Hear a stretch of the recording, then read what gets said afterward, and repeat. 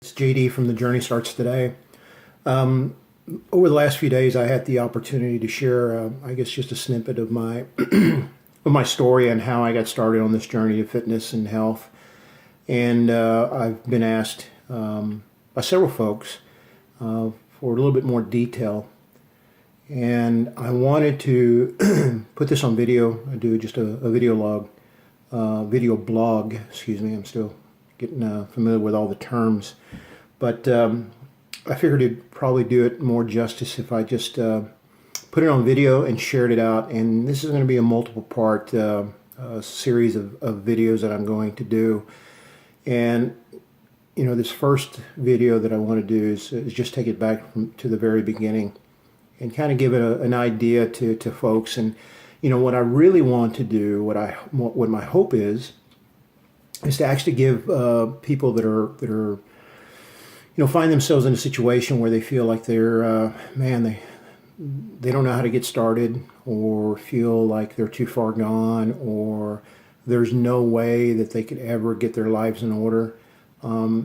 This is primarily the folks that I really want to target with my story because I was one of those. When I first started out back over 7 years ago, I really thought there was no way that I could get my life back in order.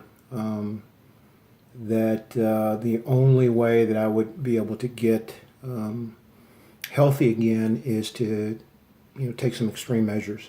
And what I mean by that is and again, this is not dissing on anyone who's been down that road, but I was really at a point in my life at 410 pounds that I was actually contemplating and looking and considering different types of surgery, such as gastric bypass, things of that nature. And I had already consulted some doctors, but I kind of digress there. So let me go back. And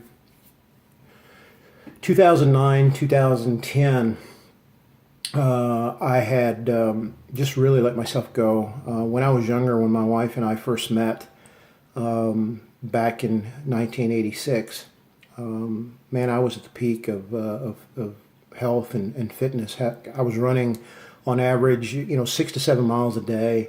Was really into running, and I remember her coming over, and she'd have to wait at the house while I was out running and finishing up my run and getting back to the house, getting showered up, and then we'd go do whatever we had planned for that evening. And we got married in 1987. We did a lot of traveling. We didn't have kids for the first 4 years of our marriage, and it was just one of those things that we were just enjoying life. Spur of the moment vacations. Go here, go there, hang out with friends. So it was really great. Fast forward. We started having kids. Our first child, our son Jason, was born in 1990. And I was really tied down to my job. My identity was really my career. And so that also required a lot of travel, a lot of international travel, a lot of travel here through the States. So I was always gone.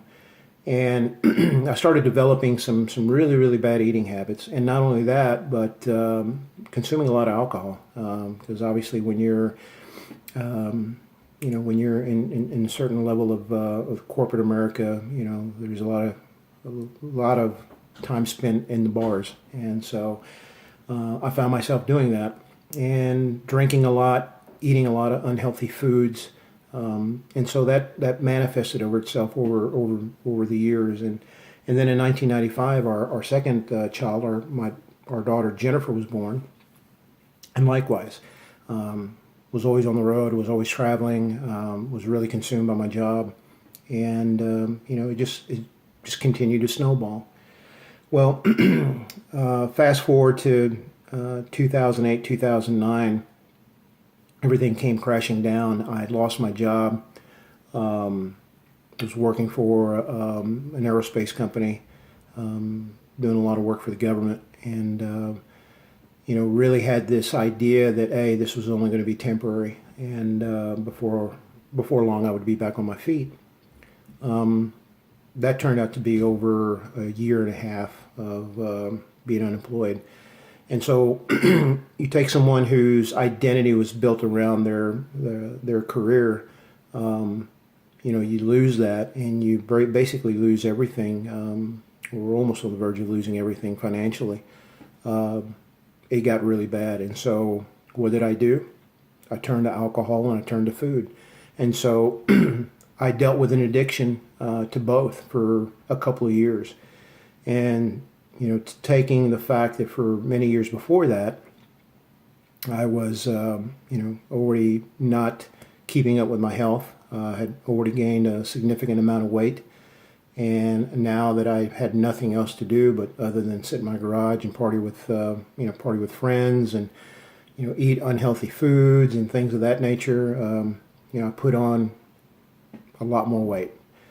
And so the end of 2009, beginning of 2010, I hit my peak, and that was 410 pounds. I wore jeans that were waist size of size 58, 32, and wore a 4 extra large shirt. So that kind of gives you an idea how big I was. I was a complete mess. Couldn't sleep because of sleep apnea, like so many people that are morbidly obese deal with. Went to the doctor, forcibly forced to go to the doctor by my wife. And the doctor took a look at me and he said, "Hey, look, if you don't do something very, very quick, your wife and your kids are going to be planning your funeral." And so that was a slap in the face, and it was a moment of clarity, and I knew I had to do something. So, question I get asked a lot: how'd you get started? Well, that's an interesting question, because like so many people that find themselves in a situation where they feel like they're too far gone, I was in that same situation. And at the time, I had recently gone back to work, was working for a financial firm up in North Texas. And it just so happened that this company had an on-site gym and also had a contract with a fitness service that actually had some nutritionists and some personal trainers on staff.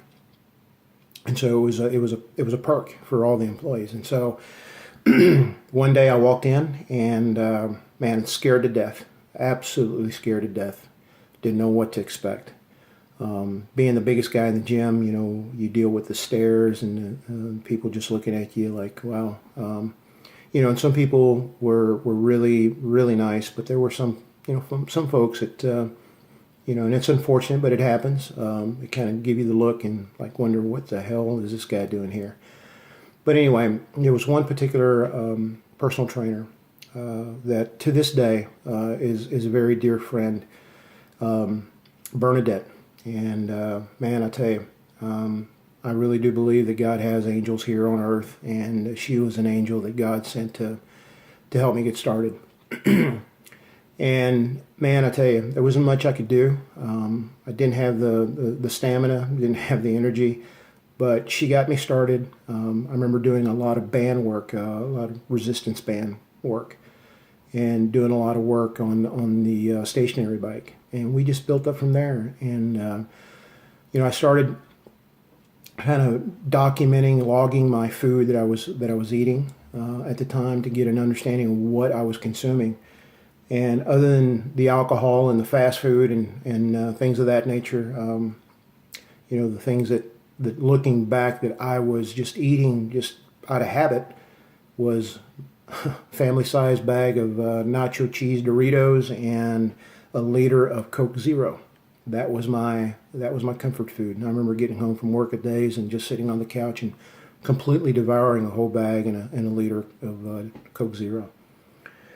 So I started making some little changes around what I was eating and started giving up a lot of that, replacing it with better nutritional choices, such as drinking water, eating fruits and vegetables, and just making some small modifications here and there. And within the first 2 months, I'd already dropped 50 pounds, and I was at 262 pounds when I took my first progress pic, because I felt comfortable enough to take my shirt off and have my wife take my pictures, and I started logging that. And that was back in, like I said, back in 2010. And from that point on, it just blossomed. And I'll spend some time on a follow-up video to share, how I was able to overcome my food addiction and alcoholism. So I hope this gives you a little bit of insight of what my journey's been like. And more than anything else, I really do hope that by me sharing my story, that I can give other folks some hope. If anyone knows me, knows that my heart is really into helping other folks that have been in my shoes or in my shoes and have no idea how to get started. So there is hope. I'm here to tell you, and I'm here to be a testimony to the fact that there is hope. It's going to take a lot of hard work, a lot of dedication, and a commitment. But if you believe in yourself, which is the key factor in getting started in anything, it's having a firm foundation and belief in yourself, is that you can do it. And if you have that, and if you maintain that, you'll get there. Promise you. So be looking for some follow-up videos, and I'll expand and go a little bit deeper into where things really started to go, and things that I'd like to cover, some of the things that I do that have been that are practical, that have been successful for me, and they continue to prove results for me. So be looking for those. I hope you enjoy those. By all means, please leave your comments. Feel free to follow along on my journey. I'm on Instagram. Journey starts number 2 today, and follow along. Like I said, it's a wild and wacky road, but we'll get there. But anyway, thank you for listening. Welcome your questions. Be blessed.